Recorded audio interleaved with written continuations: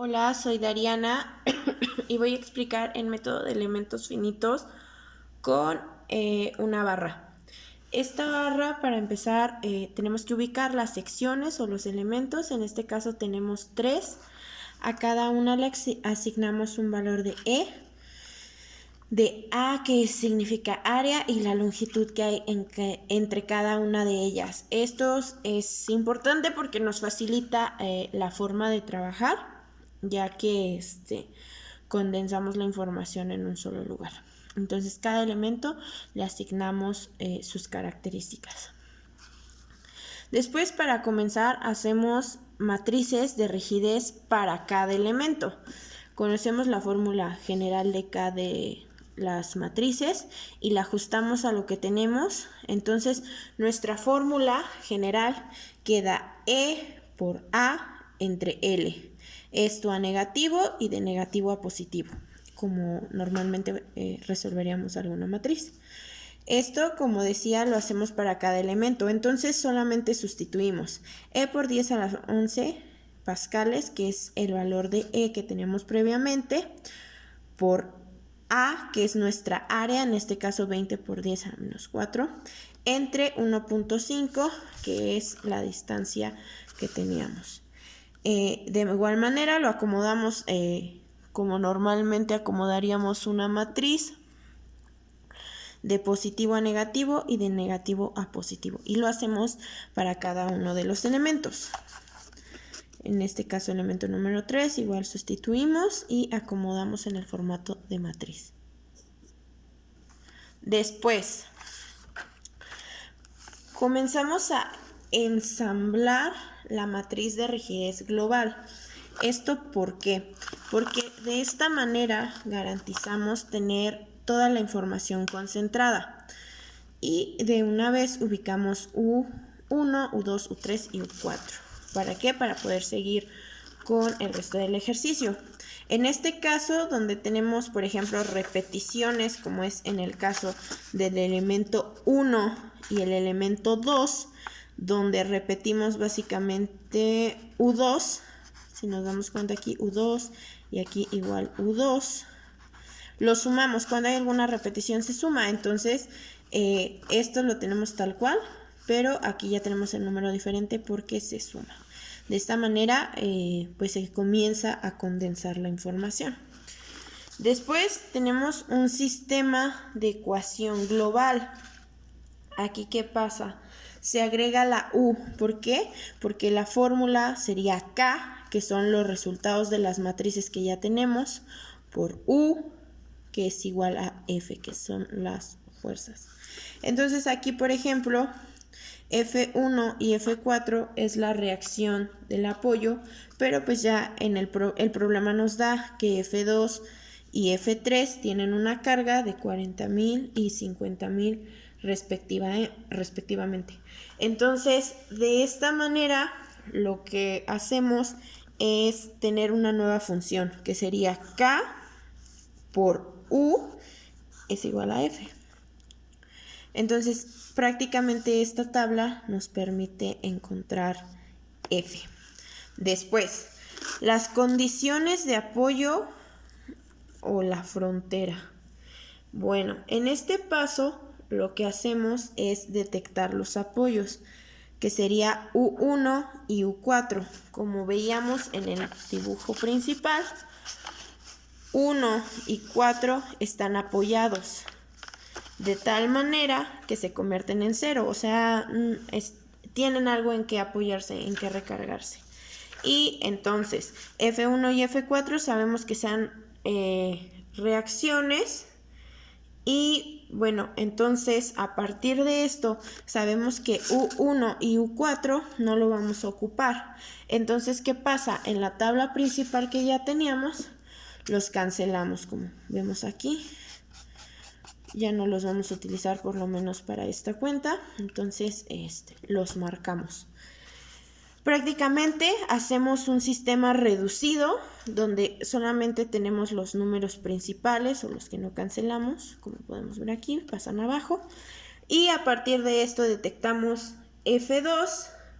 bueno, U2 que es igual a F2 que es equivalente a 40.000, U3 y F3 que es igual a 50.000.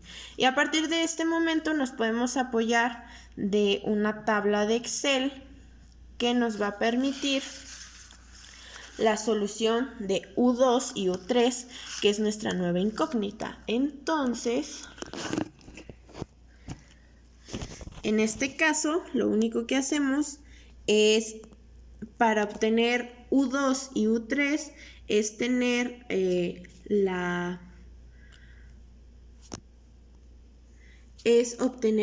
nuestra K inversa.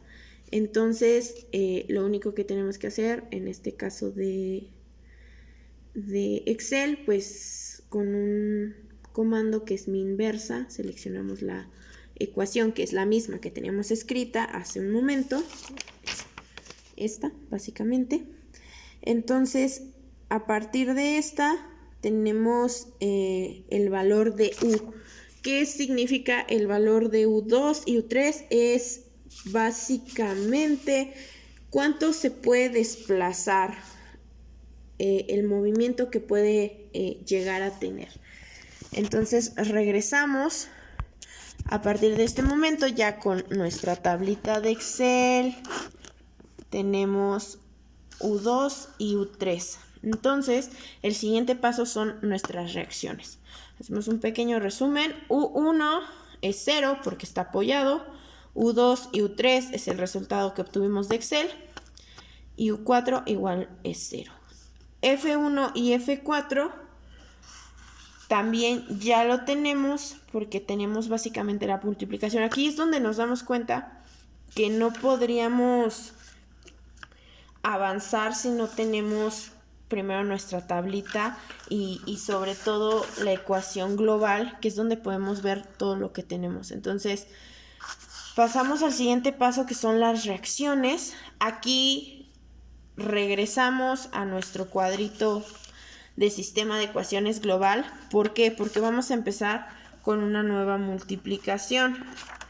En esta, como podemos ver, vamos a utilizar U2, que es el número que tenemos acá, U3. Podríamos ya no ponerlo, pero el hecho de que lo pongamos nos da un poquito más de orden, aunque sea 0. Entonces solamente es empezar a sustituir para obtener F1 y F4. Este resultado ya viene de la suma de básicamente F2, F3 y luego pasamos a negativo y obtenemos los valores que nos hacían falta. Aquí es importante el equilibrio global. Esto nos sirve para comprobar básicamente. Entonces sumamos fuerza 1, que es la que acabamos de sacar, fuerza 2, que son los 40.000, que nos da desde un inicio nuestro ejercicio. Aquí los teníamos, 40.000 y 50.000. F3 también ya lo teníamos y F4 que igual acabamos de obtener. Y el resultado pues tiene que ser 0. Aquí es muy importante checar signos, negativo, positivo, positivo, negativo.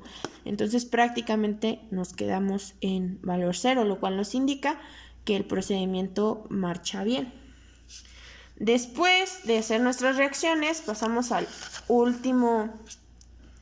última parte.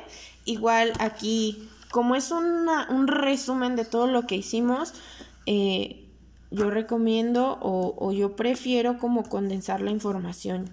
Ya sabemos que U1 y U4 tienen un apoyo, entonces pues son ceros.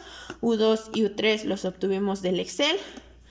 Uno es un ya no la dan, el área ya no la dan y L1 igual ya la tenemos.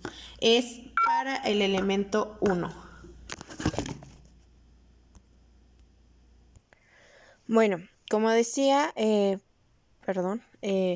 fuerzas y esfuerzos para cada barra, condensamos la información y aquí, bueno, es importante mencionar que también tenemos una ecuación. A partir de esto, obviamente, solamente sustituimos. P1 U1 es igual a E por E1 sobre L1 y es U1 y U2. Entonces, lo único que pasamos es por elemento, es decir, solamente sustituimos los valores. En este caso, tenemos esto ya condensado y entonces sustituimos en la ecuación. En este caso tenemos E, sustituimos el valor de E por 0, por 2 a la 10, por 1,50, que es la distancia que teníamos, y obtenemos el valor para el elemento 1. Hacemos lo mismo en elemento 2 y elemento 3, recordando que obviamente son 3 secciones de la barra. Y bueno, esto sería todo para el ejercicio de barras.